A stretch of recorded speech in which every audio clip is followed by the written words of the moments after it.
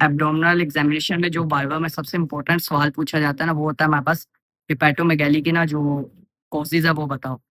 अच्छा, अब जो लिवर है ना वो हमारे पास ये करीब से मैं दिखा सकूँ आपको तो। जहाँ लिवर होता है हमारे पास, ये जो एपिगैस्ट्रियम है ना, यहाँ से होता हुआ यहाँ जाता है राइट हाइपोकॉन्ड्रियम से, और फिर यहाँ पे इसका लोअर लोब होता है और फिर ये वापस यूँ कर जाता है। तो एक ट्रायंगुलर शेप में बनता है।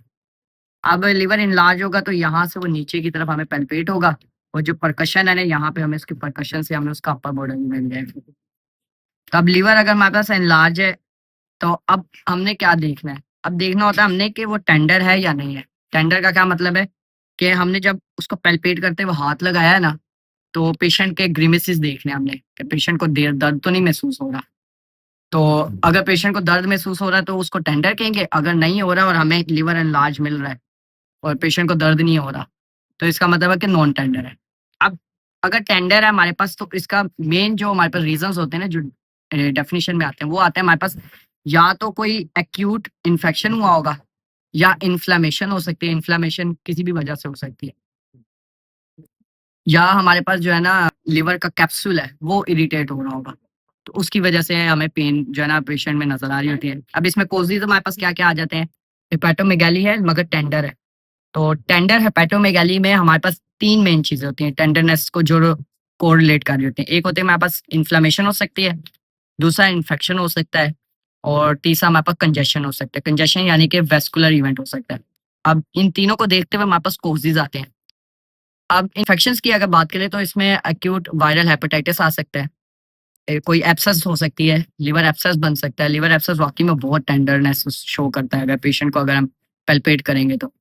और फिर अगर हम कंजेशन की बात करें, कंजेस्टिव हार्ट फेलियर हो सकता है, ठीक है? उसकी वजह से भी टेंडर हेपेटोमेगाली मिल जाती है। फिर बर्ड-चेरी सिंड्रोम होता है, और अगर हम बात करें इन्फ्लेमेशन की या इन्फिल्ट्रेशन की, तो उसमें हमारे पास आ जाता है एक्यूट अल्कोहलिक लिवर भी कहते हैं उसको। अच्छा, अब हम आ जाते हैं हेपेटोमेगाली जो कि नॉन टेंडर हो। अब नॉन टेंडर हेपेटोमेगाली में ना, जो हम लिवर की एग्ज़ामिनेशन में हम पढ़ते थे ना कि लिवर की कंसिस्टेंसी देखनी होती है, वो यहाँ पे काम आती है। अब जब हम पैल्पेट यहाँ पे कर रहे होते हैं, अगर हम करीब से देखें इसको, तो जब हम पैल्पेट कर रहे होते हैं ना लोअर बॉर्डर, पैल्पेट करते हुए आ रहे होते हैं। मिसाल के तौर पे यहाँ पे मुझे लोअर बॉर्डर पैल्पेट हुआ लिवर का। अब जब वो मेरे साथ ऐसे टच हो रहा होगा ना, तभी मैंने देखना है उसको पैल्पेट करते हुए कि स्मूथ है।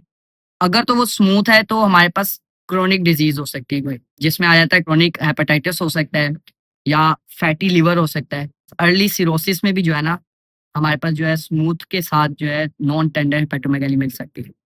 ये 3 हो गए हमारे पास स्मूथ में।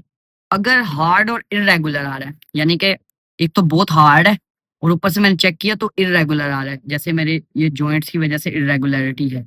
ऐसे मुझे महसूस हो रहा है, तो यकीनन वो इन्फिल्ट्रेशन को शो करता है। इन्फिल्ट्रेशन का क्या मतलब है? या तो ट्यूमर, प्राइमरी ट्यूमर होगा लिवर के अंदर जिसको हेपेटोसेलुलर कार्सिनोमा कहते हैं, या तो मेटास्टेसिस होगी, यानी कहीं और से कैंसर जो है ना मेटास्टाइज़ होके आके यहाँ पे जो है ना, यहाँ पे भी ग्रो करने लग गया, तो उसकी वजह से इर्रेगुलर होगा।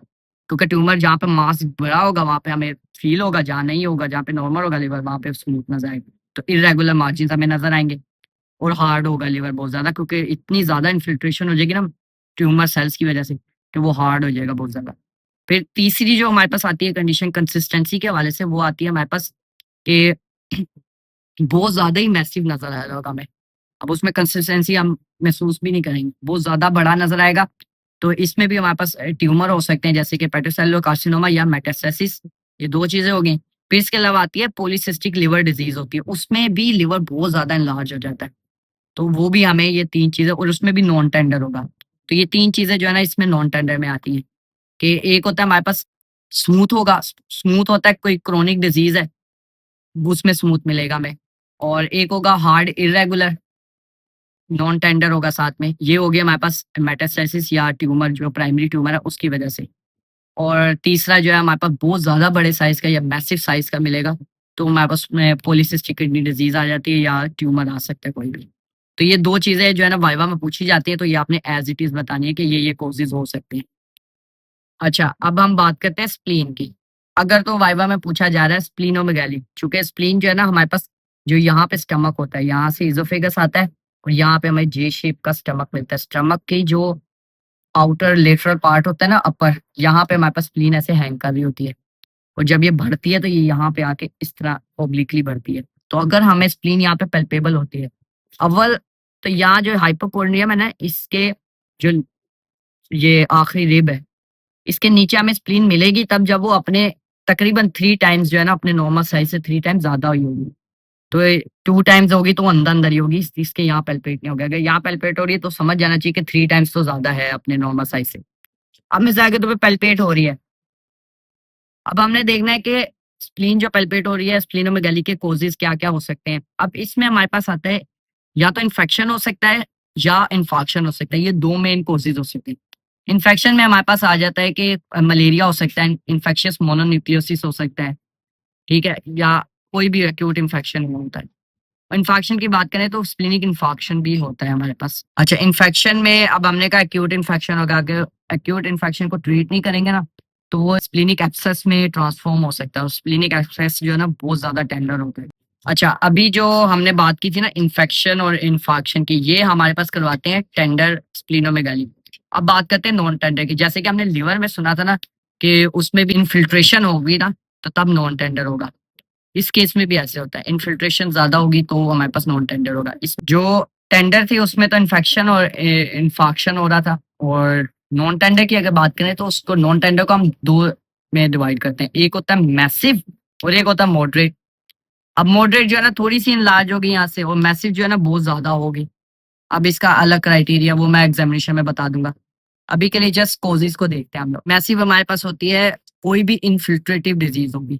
अब इन्फिल्ट्रेटिव डिजीज से समझ आती है कि कोई क्रोनिसिटी तो चलेगी चलेगी उसमें। इन्फिल्ट्रेटिव में हमारे पास सबसे पहले हम बात करते हैं कुछ ल्यूकीमियास वगैरह की। इसमें हमारे पास आ जाता है क्रोनिक माइलोइड ल्यूकीमिया आ जाता है, माइलोफाइब्रोसिस आ जाता है। फिर इसके अलावा कालाजार डिजीज होती है, उसमें भी हमारे पास नॉन टेंडर स्प्लीनोमेगाली मिल जाती है और मैसिव। और इसके अलावा कालाजार के साथ जो है ना थैलेसीमिया मेजर, हाँ थैलेसीमिया मेजर में आपको हेपेटोमेगाली भी साथ में मिल जाती है, ठीक है, कभी कभार। लेकिन स्प्लीन बहुत ज़्यादा प्रोमिनेंट होती है, तो जब आप थैलेसीमिया का पेशेंट जब भी आप एग्ज़ामिन करने जाओगे ना, तो जैसे ही आप हाथ लगाओगे आपको वाक़ई में स्प्लीन जो है ना आपको मिल जाएगी। ठीक है? ऐसा नहीं है कि उसको ढूँढना पड़ेगा आपको बहुत ज़ोर लगा के। आप जैसे ही हाथ ही रखोगे आपको पता चल जाएगा हाँ, भई यहाँ पे स्प्लीन है। तो थैलेसीमिया मेजर में भी आपको ना मैसिव स्प्लीनोमेगाली मिल जाती है। तो मैसिव की हमने क्या-क्या बात की, एक थैलेसीमिया मेजर, कालाज़ार डिज़ीज़, और दूसरा इन्फिल्ट्रेटिव में क्रोनिक माइलोइड ल्यूकीमिया और माइलोफाइब्रोसिस। तो ये 4 डिज़ीज़ेज़ हो गए हमारे पास मैसिव स्प्लीनोमेगाली नॉन टेंडर। और अगर हम बात करने जा रहे हैं मॉडरेट स्प्लीनोमेगाली की, तो मॉडरेट स्प्लीनोमेगाली में जो हमारे पास कॉजेज़ होते हैं उनको हम इस तरह डिवाइड करते हैं। अगर बात करें हम मॉडरेट की, पहले हमने मैसिव की बात कर ली थी। अब मॉडरेट की बात करें तो मॉडरेट में हमारे पास अगर लिवर से रिलेटेड डिज़ीज़ेज़ बताएँ ना, तो लिवर यहाँ पे होता है। लिवर यहाँ पे हमारे पास ना एक पोर्टल सिस्टम होता है। पोर्टल सिस्टम क्या होता है, जो इंटेस्टाइन है ना, इंटेस्टाइन से एब्ज़ॉर्प्शन होती है। एब्ज़ॉर्प्शन होके जिन वेसल्स में जाती है ना, वो होती है वेन्स। वेन्स जब यहाँ से वापस जाती है ना, तो वो डायरेक्ट हार्ट की तरफ नहीं जाती। वो क्या करती हैं, पहले जाती हैं लिवर में जाके वहाँ खुल जाती हैं, साइनोसॉइड्स बनाती हैं लिवर के अंदर खुल के, फिर वापस बनती हैं और फिर वो ऊपर जाती है, जिसको हम इंफीरियर वेना कावा कहते हैं। अब ये जो वेन्स जो यहाँ से आती है ना इंटेस्टाइन से, इसको हम कहते हैं पोर्टल सिस्टम।